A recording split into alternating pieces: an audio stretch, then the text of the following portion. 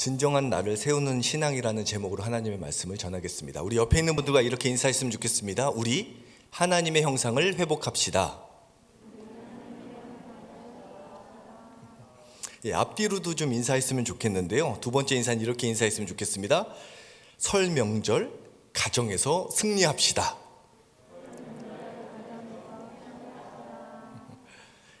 감사합니다. 여러분, 신앙생활을 하다 보면 나를 향한 하나님의 뜻과 생각이 너무나 분명한 것을 알겠는데 내가 그 뜻과 하나님의 계획을 받아들이기 어려울 때가 있습니다. 그냥 하나님의 뜻이 나한테 입력이 돼서 실행되면 좋겠는데 머리로는 알겠는데 삶으로 실행이 받아들여지지 않을 때가 있다는 것이죠. 우리는 또 그 결과가 어떻게 이루어지는지 압니다. 결국은요, 우리를 통해서 하나님의 뜻이 이루어질 것입니다. 그런데 그 과정이 한 번에 받아들여질 때도 있지만 보통은 몇 번에 걸쳐서, 때로는 몇 년, 때로는 몇십 년에 걸쳐서 이루어질 때도 있다라는 사실이죠. 오늘 본문에서는요, 이 모세라는 인물이 하나님과 팽팽한 변론을 주고받고 있습니다. 특별히 4차전과 5차전의 내용이 오늘 본문에 담겨져 있고요. 참고로 3장부터 1차전이 시작이 됩니다.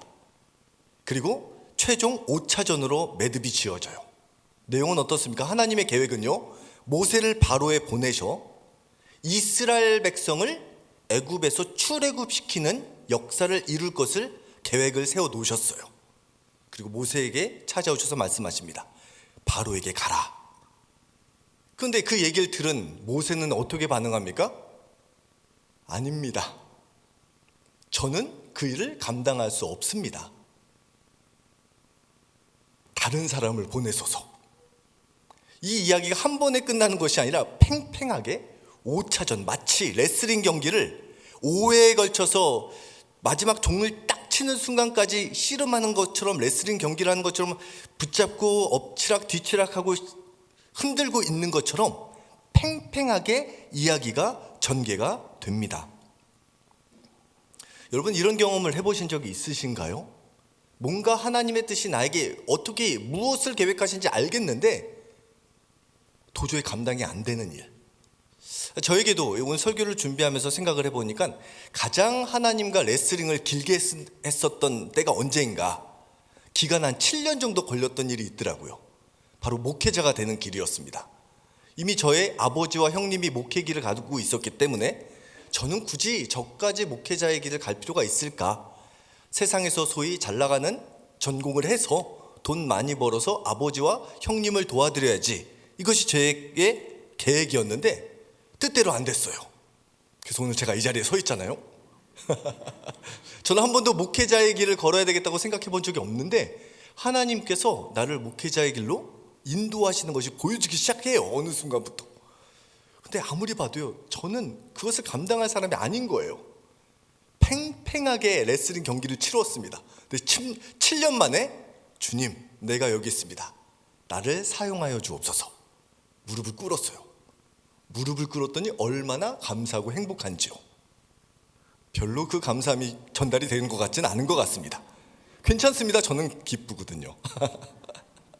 그렇습니다. 문제는요, 하나님의 뜻을 아는데 받아들여지지 않을 때가 있다는 것이죠. 그러면 우리는 그럴 때 어떻게 해야 될까요? 한번 따라 하시겠습니다. 건강한 정체성을 세워야 합니다. 오늘 본문 말씀 10절을 함께 읽어보겠습니다. 시작. 모세가 여호와께 아뢰되 오 주여, 나는 본래 말을 잘하지 못하는 자니이다. 주께서 주의 종에게 명령하신 후에도 역시 그러하니 나는 입이 뻣뻣하고 혀가 둔한 자니이다. 아멘. 오늘의 본문 이야기, 지금 읽은 10절부터 12절까지가 4차전이에요. 나중에 한번 더 묵상해 보세요. 하나님과 변론이 지금 계속 오고 가는데 4차전의 내용이 10절부터 12절까지 다뤄지고 있는데 뭐라고 변론을 하고 있습니까? 모세가 나는 입이 뻣뻣하고 둔한 사람입니다. 나는 그 일을 감당할 사람이 아닙니다. 근데 뭐 그럴 수 있어요. 근데 문제는 뭐냐? 절대적인 잘못된 확신 가운데 있다는 것이 문제였어요. 오늘 성경, 한글 성경에 보니까 뭐 본래, 뭐 어디로부터 여러 가지로 번역이 된 내용이 있는데 히브리어를 좀 띄워주시면 원어 성경에 보면요, 아주 중요한 운율이 있어요. 감이라는 부사로 시작되는 뭐 역시 또한이라는 뜻입니다. 감. 그다음 미 혹은 매로 시작되는 것은 무엇으로부터. 그러니까 역시 어디로부터, 역시 어디로부터, 역시 어디로부터. 이 문구가 마치 라임처럼 흘러가요. 첫 번째 감 미트볼은 뭐냐면 과거, 오랜 과거로부터도 그랬고, 감 미슐로심이라는 단어는 3이라는 의미가 담겨져 있어요. 3일 전부터도 그러하고 지금도 그러하다라는 거예요. 감 메아즈, 지금으로부터도 그렇게 될 것이에요. 어떻게요? 나는 입이 둔하고 뻣뻣한 사람이에요. 무슨 얘기요? 나는 과거에도 입이 뻣뻣했어요. 말을 잘 못했어요. 근데 문제는 지금도 잘 못하겠어요. 여기까지는 괜찮아요. 겸손해 보여요. 문제는요, 앞으로도 못하겠대요. 하나님께서 내가 너를 보내겠다, 내가 너와 함께 하겠다 약속하시는데도 앞으로도 안 되겠다라는 거예요. 잘못된 믿음입니다. 여러분, 우리가 때로는 겸손의 표현을 하는 건 중요합니다. 그런데 이 겸손을 가장한 불신앙이 생각보다 우리 안에 많다라는 거예요. 절대적으로 하나님을 신뢰해야 되는데 절대적으로 나의 생각과 나의 상태와 나를 불신할 때가 있다는 것이죠. 여러분, 저는 이 이야기를 들으면서 모세가 좀 이해가 됩니다. 왜요? 지금 모세가 이 하나님과 씨름을 하는 시점이요, 80세 정도 되었던 나이인데요, 그 중에 40년 동안 무엇을 했어요? 광야에서 목축을 했어요. 양과 염소를 쳤습니다. 무슨 얘기요? 40년 동안 실제로 말을 잘 못했다라는 거예요. 말할 기회가 없었다라는 거예요. 여러분, 우리가 외국어 같은 경우도 뭐 우리나라 말이야 우리가 계속 쓰니까 잘 쓰는데, 외국어를 잘하는 사람들도 한 10년, 20년, 30년이 지나서 다시 하려고 하면 잘 기억이 나나요? 외국어에는 큰 관심이 없는 걸로 괜찮습니다. 우리도요, 말을 한 몇 년 안 하면 어색해요. 근데 모세는 지금 40년 동안 말할 기회가 흔치 않았습니다. 이 상황 속에서 얘기하는 거예요. 나는 본래도 말을 잘 못했어요. 근데 지금도 못해요. 근데 문제는 앞으로도 못할 거예요. 절대 확신을, 잘못된 확신을 가지고 있었다라는 것이죠. 특별히 입이 뻣뻣하고 둔하다라는, 이 뻣뻣하다 둔하다라는 표현이 케바드라는 히브리어를 쓰는데, 이 단어는 우둔하다, 또 고집세다, 완고하다라는 뜻도 있는데요, 하나님의 영광이라는 카보드라는 단어 어근이 같아요. 무슨 얘기요? 내가 볼 때는 뻣뻣할 수 있고 둔할 수도 있는데 관점에 따라서는 그것이 하나님의 영광이 될 수도 있다라는 것이에요. 여러분, 지금 여러분은 어떠한 관점으로 나 자신을 바라보고 있습니까? 이런 불신앙이 어디로부터 시작이 된 걸까요? 이 1차전으로 한번 거슬러 올라가 보겠습니다. 1차전이 시작되는 3장 11절입니다. 3장 11절 함께 읽겠습니다. 시작. 모세가 하나님께 아뢰되 내가 누구이기에 바로에게 가며 이스라엘 자손을 애굽에서 인도하여 내리이까. 하나님께서 바로에게 가라라고 명령하니까 하는 얘기가 내가 누구이기에 바로에게 갑니까? 나는 바로에게 갈 사람이 못 됩니다 라고 이야기를 하는 것이죠. 여러분, 신앙생활에 정말 중요한 건 뭐냐면 바른 정체성을 갖는 것입니다. 이 정체성이 흔들려 버리면요, 신앙의 안정감을 가질 수가 없어요. 정체성이 확실하지 않으면요, 하나님께서 우리에게 약속하신 샬롬, 평안을 누릴 수가 없습니다. 그것은 하나님의 평안이 불완전해서가 아니라 내가 정체성이 바로 세워지지 않으면 내가 그것을 담을 수 있는 그릇이 불완전하기 때문에 언제든지 흔들릴 수 있고 깨질 수 있게 된다라는 것이에요. 여러분, 우리가 어떤 사역을 하기보다 중요한 것은 뭐냐면 바른 정체성을 갖는 것이 중요합니다. 내가 어떠한 존재인지, 하나님이 나를 어떻게 바라보고 계시는지, 바른 신앙의 정체성이 세워지면요, 사역은 자연스럽게 잘할 수 있게 된다라는 것이에요. 이 고려대학교 심리학과 박선웅 교수님은요, 이 정체성이 잘 형성된 사람에게 세 가지 특징이 있다라고 이야기를 합니다. 그 세 가지 특징 1번 함께 읽어보겠습니다. 시작. 영혼의 엑스레이 사진을 가지고 있다. 계속 띄워주세요. 이것은 무슨 얘기냐면 자신이 진정 무엇이 나에게 중요하고 자신에게 행복한 순간이 언제이고 자신의 삶에 가장 큰 의미와 가치가 무엇인지를 분명히 안다라는 거예요. 그리고 정체성이 잘 형성되어 있는 사람은요, 두 번째 읽겠습니다. 시작. 자신의 목적지가 찍힌 내비게이션을 가지고 있다. 삶의 방향, 목적이 분명히 있다라는 거예요. 때로 흔들려도요, 그 방향이 분명하면요, 다시 일어나서 갈 수가 있는 것이죠. 3번 읽어보겠습니다. 시작. 삶에 대한 지침, 가치 판단의 기준을 가지고 있다. 방향이 분명히 있는 사람은요, 어떤 일에 집중을 해야 되고 어떤 일을 거절해야 되고 어떤 일을 미루어야 될지 판단할 수 있는 근거가 있다라는 것이에요. 여러분, 우리가 신앙생활 할 때 중요한 것은요, 바른 신앙의 정체성을 갖는 것인데, 우리 믿음의 사람들이 바른 신앙의 정체성을 가지기 위해서 절대로 잊어서는 안 되는 성경이 있습니다. 그것은 바로 창세기 1장과 2장이에요. 창세기 3장에 첫사람 아담이, 그 다음 하와가 죄를 범함으로 말미암아 관계가 어그러지고 정체성이 깨어집니다. 창세기 1장과 2장은요, 그것이 깨어지기 이전의 상태예요. 예수님께서 우리를 구원해 주시고 우리 가운데 하나님의 형상을 회복시켜 주시는 것은요, 창세기 1장과 2장의 모습을 회복시켜 주신다는 의미가 담겨져 있어요. 창세기 1장과 2장에도 무슨 내용이 나옵니까? 우리가 언제 행복할 수 있는가? 우리에게 진짜 가장 소중한 가치는 무엇인가? 창세기 1장과 2장에 보면요, 하나님과의 관계가 건강하고요, 그리고 아담과 하와, 인간의 관계가 건강하면요, 그 사람은 부족함이 없고요, 행복해요. 여러분, 우리 인간이요, 가장 정체성으로 안정적인 정체성을 갖는 것은요, 하나님과의 관계가 건강하고요, 이웃과의 관계가 건강한 거, 이게 바로 십자가잖아요. 이 하나님과 수직적인 관계와 이웃과 수평적인 관계가 건강하면요, 그 사람은 행복해져요. 삶의 기쁨을 누립니다. 삶의 보람을 누리면서 살아갈 수 있게 돼요. 그럼 우리 인간의 방향은 뭐예요? 하나님께서 왜 인간을 만드셨어요? 하나님의 통치가 실현되는 에덴 동산을 만드신 다음에 그 에덴 동산을 잘 다스리고 정복하고 관리하기 위해서 우리를 만드셨어요. 무슨 얘기예요? 우리가 정체성, 가정에서 우리의 정체성이 분명히 세워져야 되는 거예요. 우리로 말미암아 가정이 하나님의 나라가 이루어질 때, 우리를 통하여서 막혔던 가족과 우리 이웃과의 관계가 회복이 되어질 수 있도록 우리가 우리 주변을 잘 관리하고 또한 하나님의 통치가 실현될 수 있도록 잘 다스려 나갈 때 우리는 삶의 기쁨과 보람을 느끼게 된다라는 것이죠. 그리고 하나님의 말씀이 우리의 삶의 기준이 되면요, 세상에 어떤 파도가 우리를 삼키려고 찾아올지라도 우리는 그것을 분별해낼 수 있는 힘을 갖게 됩니다.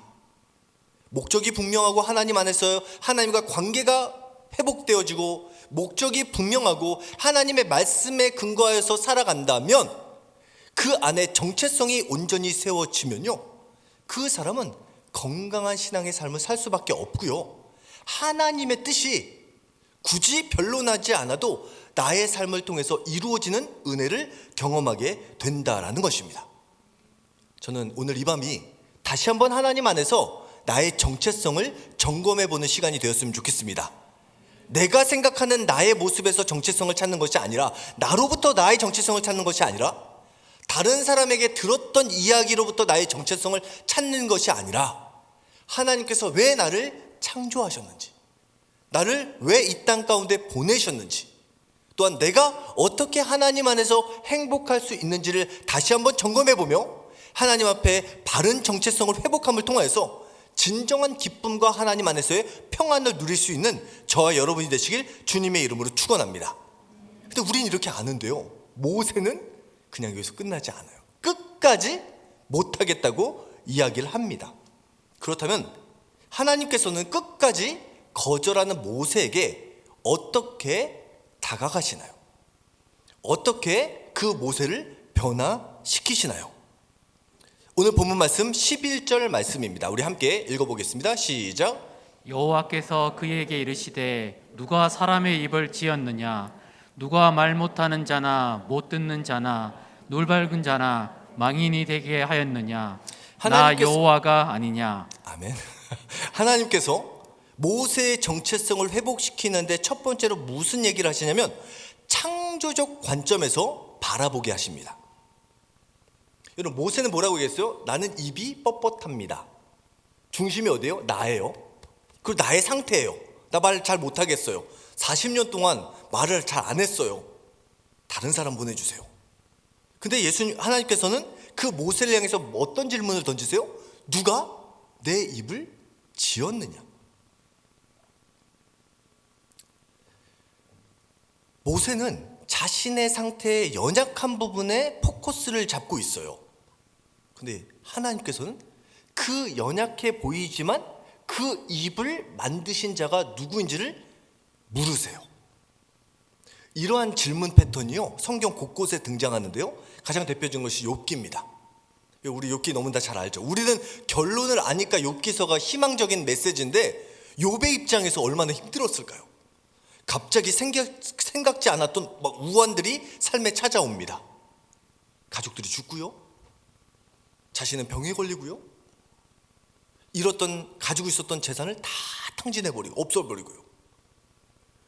새 친구들이 찾아와서 인간의 철학, 인간의 신앙관을 가지고 끊임없이 그 문제를, 원인을 분석하기 위해서 대화를 나누는데 도움이 되는 것이 아니라 더 괴롭게 만드는 거죠.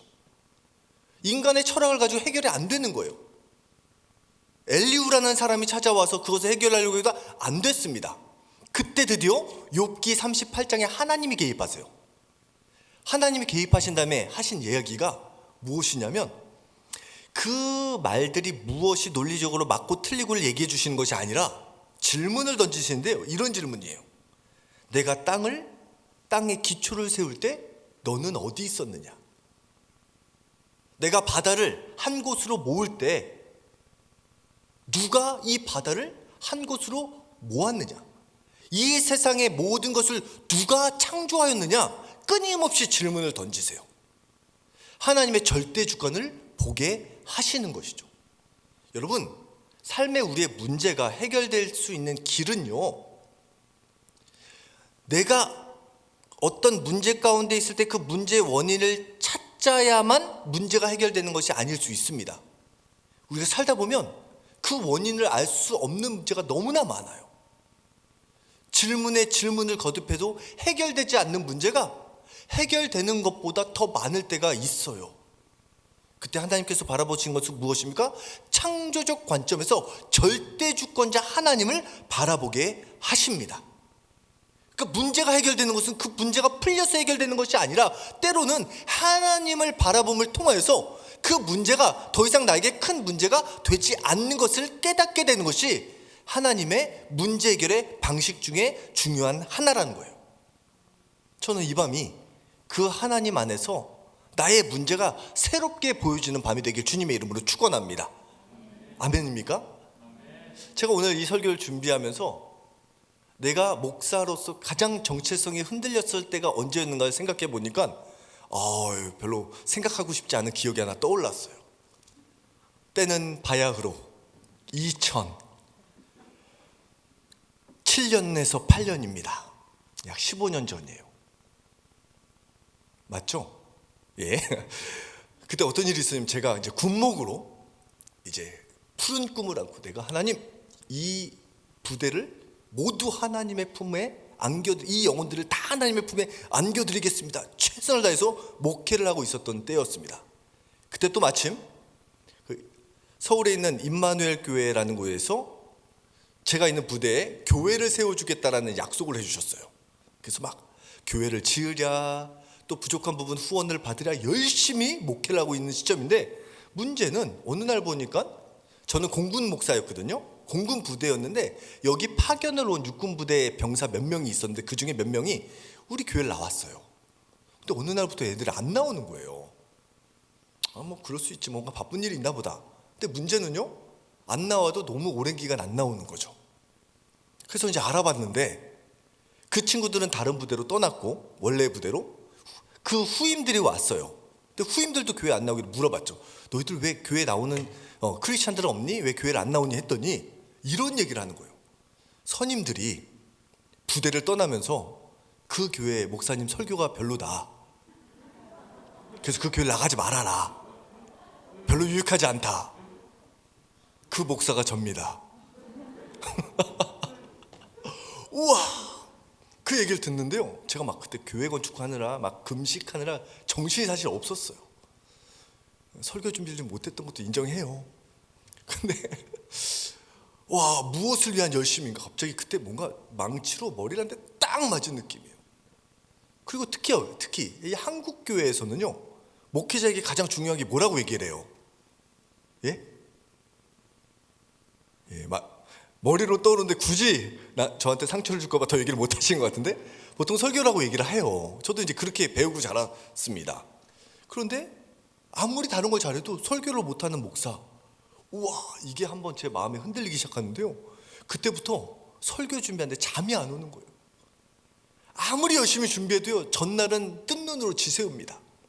그리고 주일날 아침이 너무 두려워요. 그 설교를 막 하고 있으면 병사들은, 원래 군교의 병사들은 설교 중에 눈 뜨고 있는 게 정상이 아니라 보통 눈 감고 있는 게 정상인데, 눈 감는 아이가 한 명만 생겨도 이제 그때부터 막 긴장이 되는 거예요. 내가 설교를 잘 못해서 저 친구 잠드나?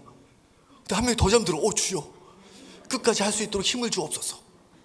우와, 그때부터 설교가 너무 괴로운 거예요. 이 설교가 가장 기쁜 순간이 돼야 되는데, 이 트라우마가 뭐 하루아침에 해결되는 것이 아니라 몇 년간 갔습니다. 몇 년간.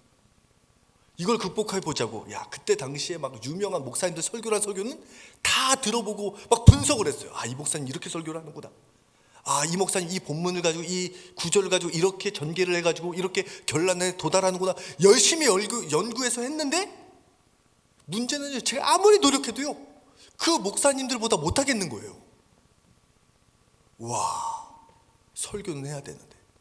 나중에 부대를 옮겨가지고 이제 큰 부대의 군목이 되었을 때는 거의 한 주에 설교를 10편씩 해야 되는데, 주여, 지금 제가 막 설교를 준비하는 거지, 목회를 하고 있는 거지, 항상 이 긴장감에 살았습니다.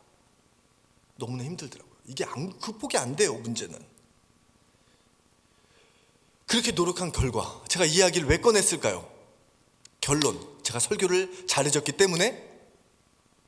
아무런 반응이 없네요. 그 결론 아닙니다. 괜찮아요. 근데 제가 그렇게 열심히 노력하고 씨름했는데 결론은 그 결론이 아니라 그 과정 속에서 평안을 누리게 되었어요. 첫 번째 평안은 어디로부터 왔느냐? 성경에 보니까요, 하나님의 사람들 중에 설교를 잘 못한 사람들이 의외로 많았어요. 오늘의 대표적인 인물이 모세고요.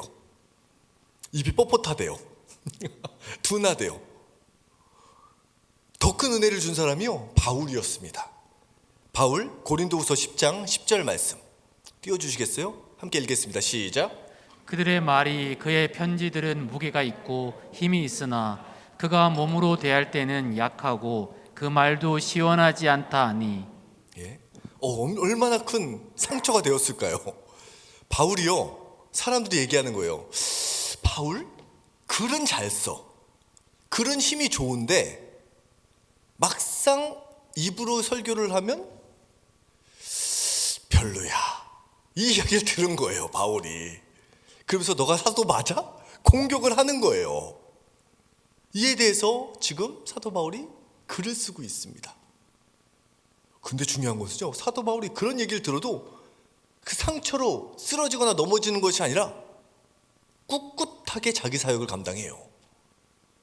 사도 바울은 자기의 비전이 있었죠. 하나님께서 나를 이방인의 사도로 부르셨어요.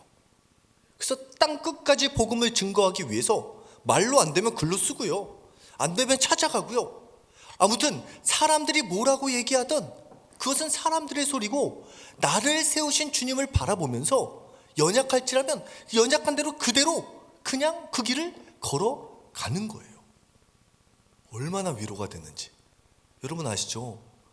사도 바울이 설교할 때요, 얼마나 지루했던 것 같아요. 설교 듣다가 졸다가 떨어져 죽은 사람도 있어요. 아직 제가 설교할 때 떨어져 죽은 사람은 없었습니다. 위로가 되더라고요. 사도 바울은 그런 얘기를 들을 때도 자신의 정체성을 사람들에게 찾는 것이 아니라 하나님의 비전과 말씀에 두고 이겨내는구나. 그리고요, 또 열심히 설교를 준비하면서 제가 기도하면서 깨닫게 된 것이 무엇이냐? 중요한 것은 설교를 잘하고 못하는 것도 물론 중요하겠지만 그거보다 바른 목회자가 되는 것이 더 중요하더라고요. 입으로만 설교 잘하는 사람들은 요즘 온라인 시대, 설교 잘하시는 분이 너무 많아요. 그런데 진짜 우리를 건강하게 하는 사람은 누구일까? 여러분, 요즘 전화만 하면 맛있는 음식들 다 배달해서 먹을 수 있잖아요. 근데 진짜 맛있는 밥, 가장 건강한 밥은 뭐라고 얘기해요? 집밥이에요. 집밥이 항상 맛있나요? 맛있을 때도 있고요, 맛 없을 때도 있어요. 그런데 거기에는 건강한 재료와 정성이 담겨져 있기 때문에 집밥은 어머니의 마음, 가족의 사랑의 마음이 담겨져 있기 때문에 재료가 싱싱하기 때문에 어떻게 조리를 해도 그 음식이 나에게 양분이 되는 거예요. 그래, 설교를 잘하는 것도 물론 중요하지만 설교가 목회의 전부가 아니지. 저는 그 전까지는 계속 그게 맴돌았던 거예요. 한국교회 목회자는 설교를 잘해야 된다, 설교가 전부다, 이렇게 배웠거든요. 근데 이것이 진리가 아니라는 사실을 깨닫게 되면서 자유함이 생기기 시작했어요. 물론 그렇다고 설교 준비를 잘 안 하는 건 아닙니다. 지금도 열심히 하고 긴장은 돼요. 근데 건강한 긴장감이 되어 있고요, 이제 설레는 긴장감이 되고 있어요. 이 과정 속에서 수많은 분들에게 제가 예전에 기도 요청을 하고 또 기도해 주신 결과 제가 오늘 이러한 트라우마로부터 자유할 수 있게 되었습니다. 아멘입니까? 감사합니다. 저와 같이 어떠한 신앙의 문제, 트라우마로 인해서 고통 중에 있는 분이 있다면 여러분, 그것의 문제를 정확하게 바라볼 수 있고 분별할 수 있기를 주님의 이름으로 축원합니다. 여러분이 생각하고 있는 것이 진짜 진리인지, 불변하는 내용인지, 아니면 누군가의 말로부터, 누군가의 어떤 생각으로부터 사로잡혀서 지금 여러분을 올가매고 있는 것은 아닌지.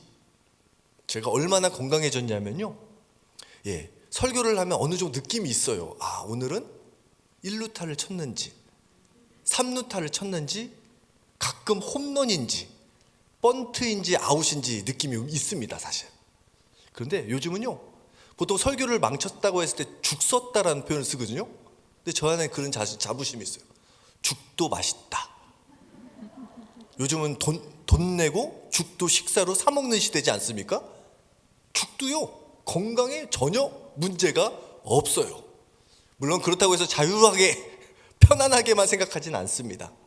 어떻게 하면 하나님의 말씀을, 원어를 가지고 그 원래 뜻이 무엇인지를 연구하면서 기도하면서 짜내는 과정, 이것이 저에게는 때로는 괴로움이었는데 이제는 즐거움이 되어가고 있는 것이죠. 그렇습니다. 여러분, 하나님 안에서 신앙의 정체성을 회복시켜 주실 때 관점은요, 내가 아닌 나의 입을 창조하신 자가 누구이냐, 내가 목사인데 어떤 목사이냐 보다 중요한 것은 누가 나를 목사로 세우셨는가. 하나님께서 저를 목사로 세우셨거든요. 하나님께서 나를 목회자로 세우셨다면 목회를 감당할 수 있는 힘을 하나님께서 공급하여 주실 줄 믿는 믿음으로 나아갈 때 우리는 어떠한 상황 속에서도 위기를 극복할 수 있는, 흔들리지 않는 건강한 정체성 가운데 세워질 수 있는 우리의 믿음이 될 줄 믿습니다. 다른 것을 바라보는 것이 아니라 나를 세우신 하나님, 지금도 나를 인도하고 계시는 하나님, 지금도 나를 붙잡고 계신 하나님을 온전히 바라본다면 어떠한 것도 여러분을 올가매는 것이 아니라 그 안에서 하늘로부터 임하는 평안과 자유함을 누리며 하나님과 동행하며 하나님께서 맡겨주신 사명을 이루어가는 기쁨을 누리게 될 줄 믿습니다. 그 은혜를 경험할 수 있는 저와 여러분이 되시길 주님의 이름으로 축원합니다. 이렇게까지 누가 너의 입을 지었는가까지 변론하는 하나님에 대해서 모세가 어떻게 반응하냐? 오 주여, 감당할 만한 다른 사람을 보내 주옵소서. 이에 하나님께서 반응하십니다. 오늘 본문 말씀 14절과 17절 말씀입니다. 읽어보겠습니다. 시작. 여호와께서 모세를 향하여 노하여 이르시되 레위 사람 내 형 아론이 있지 아니하냐. 그가 말 잘하는 것을 내가 아노라. 그가 너를 만나러 나오나니 그가 너를 볼 때에 그의 마음에 기쁨이 있을 것이라. 너는 이 지팡이를 손에 잡고 이것으로 이적을 행할지니라. 아멘. 아멘. 오 주여, 보낼 만한 자를 보내소서라고 얘기하는 모세를 향해서 이제 하나님께서도 약간 화가 나셨어요. 화가 나셨는데, 화가 나신 이유의 결론이 무엇입니까? 그래? 말 못하겠냐? 그러면 됐어, 가가 아니라, 그래? 또 옆에 아론 붙여줄게. 말 잘하는 사람 있잖아, 동역자 붙여줄게. 능력이 부족하냐? 능력이 지팡이 붙여줄게. 가라. 여러분, 하나님께서는요, 우리를 향한 계획하심을 반드시 이루어내십니다. 그 기간이 길어지는 것은 누구 손해예요? 하나님 손해가 아니라 우리 손해예요. 우리만 힘이 듭니다. 결국 하나님께서 우리를 선한 길로 인도하시고요, 하나님께서 우리를 향한 선하신 계획하심을 이루시기 위해서 오늘도 하나님의 은혜 역사를 이루시고요, 돕는 사람을 붙여주시고요, 능력의 지팡이를 맡겨주십니다. 그것이 하나님께서 하나님의 일을 이루시는 은혜이고요. 우리가 붙잡아야 되는 것은 무엇입니까? 잘못된 믿음을 벗어버리고 바른 정체성을 붙잡고 하나님을 신뢰하고 나아간다면 나를 통해서 하나님의 나라, 하나님의 역사는 오늘도 이루어지게 될 줄 믿습니다. 그렇습니다. 하나님께서는 모세와 5차전을 치르면서도 끝까지 모세를 포기하지 않고 하나님의 뜻을 이루어 가십니다. 오늘도 나를 통해서 우리 가정을 향한 하나님의 뜻, 나를 통해서 하나님께서 이루기 원하시는 하나님 나라의 역사가 이미 계획 가운데 있는 줄 믿습니다. 그것이 나를 통해서 이루어지는 그날이 속히 오길 주님의 이름으로 축원합니다. 나 자신을 바라볼 때 나 자신의 시선으로 바라보는 것이 아니라, 나의 경험으로 나를 제한하는 것이 아니라, 나의 능력으로 나를 제한하는 것이 아니라, 나를 보내신 하나님, 나를 부르신 하나님, 나를 붙잡고 인도하신 하나님, 나에게 필요한 동역자를 붙여주시고 능력의 지팡이를 맡겨주시는 하나님을 바라보고 나아갈 때 우리의 삶 가운데 놀라운 하나님의 역사가 이루어지게 될 줄 믿습니다. 특별히 다음 주는 설 명절입니다. 가정 안에서 하나님 안에서의 바른 정체성을 가지고 믿음으로 승리할 수 있는 저와 여러분이 되시길 주님의 이름으로 축원합니다. 기도하겠습니다.